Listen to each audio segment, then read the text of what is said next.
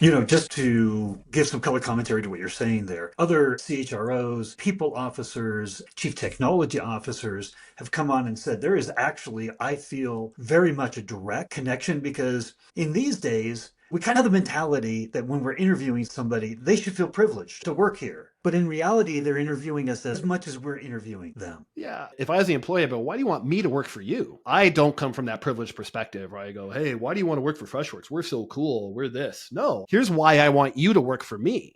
Like, here's what I got to offer you as an employee. Here's what I can offer you. Please come on board. We want you here. To me, they're the ones that we're pursuing, not the other way around. So that's what attracts them to the position. Yeah. Do you talk about your team and your company culture when you're interviewing people?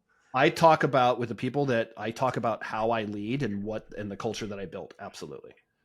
So you're playing it all the way through, hey, team culture is the number one thing I look at to the point where you actually make it a part of your sales strategy, right? You're a salesperson trying to convince the best people to come here, and you're thinking, this is so important, right? That I want to make sure that you understand my philosophy in the team and like what you're thinking about. Instead of me putting words into your It, mouth, why do you bring it up on interview with somebody? It's funny now you're mentioning this. It's not intentional. It just comes out as part of, hey, and here's what we're about. It isn't this intentional checklist, which could be a little Machiavellian to be like, okay, here's what I'm going to say to get them on board. And I say what I feel during the interview.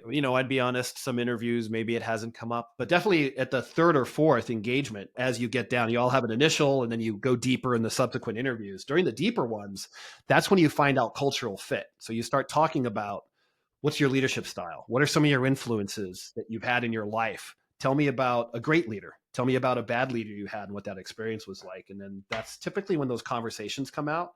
And then especially when they ask me of like, what's the culture like or what's the team like? And that's where I'll go into it about what I'm trying to build here and what I'm looking for.